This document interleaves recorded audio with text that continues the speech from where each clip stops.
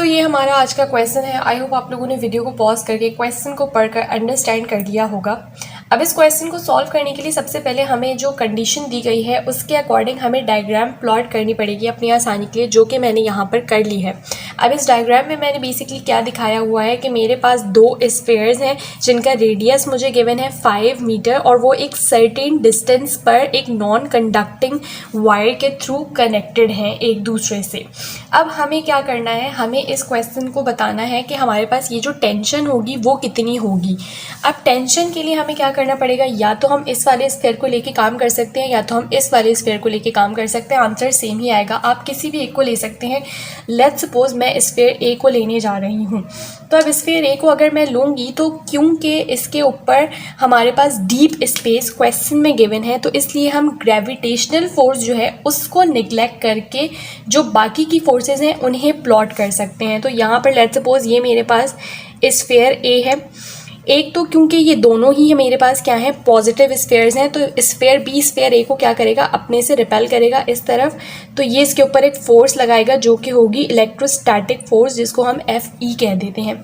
Secondly क्योंकि ये sphere ए एक स्ट्रिंग से कनेक्टेड है, तो इस स्ट्रिंग में टेंशन होगी जो कि बेसिकली हमें फाइंड आउट करनी है और उसकी डायरेक्शन इस तरफ होगी। तो यहाँ पर हमारे पास जो है वो क्या होगी, टेंशन फोर्स होगी।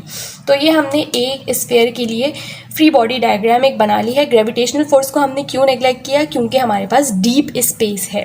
सही।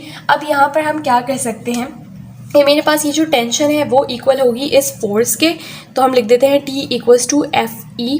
अब हमने FE का फॉर्मूला पढ़ा हुआ है जो कि होता है KE, जो कि कांस्टेंट है, charge A magnitude of charge B यानी QA magnitude of QB divided by इन दोनों के दरमियान का डिस्टेंस, जिसको हम R स्क्वायर कहते हैं। ठीक है, अब हमें सिंपली वैल्यूज पुट कर देनी है।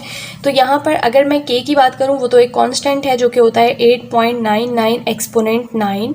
जो हमें चार्जेस गिवन है वो दोनों ही के सेम है, लेकिन हमें 35 MC दिया हुआ है, मतलब हमें इस M को जो है वो C में कन्वर्ट करना पड़ेगा, स्टैंडर्ड यूनिट में कन्वर्ट करना पड़ेगा। उसके लिए हमें इसको एक्सपोनेंट -3 में कन्वर्ट करना पड़ेगा।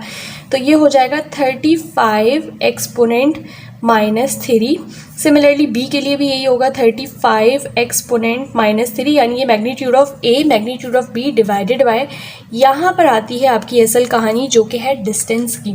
आप में से अमूमन स्टूडेंट्स ये करेंगे कि आप डायरेक्टली ये 300 जो डिस्टेंस हमें गिवन है ये लिख लेंगे, लेकिन हमें 300 डिस्टेंस नहीं लिखना। क्यों? क्योंकि देखिए हम सेंटर टू सेंटर डिस्टेंस लेते हैं।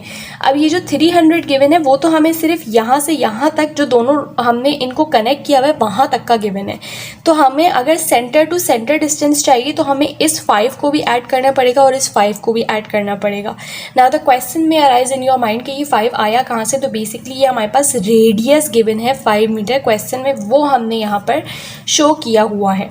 तो जो टोटल डिस्टेंस है सेंटर टू सेंटर का वो कितना है, 5 + 300 + 5 विच इज़ इक्वल टू 310। तो यहाँ पर आप करेंगे 310 का स्क्वायर। अब इस पूरी इक्वेशन को अपने कैलकुलेटर में आपने पुट कर लेना है और जो आंसर आपके पास आएगा वो आएगा 115, और क्योंकि टेंशन भी एक फोर्स है तो उसका यूनिट होगा न्यूटन।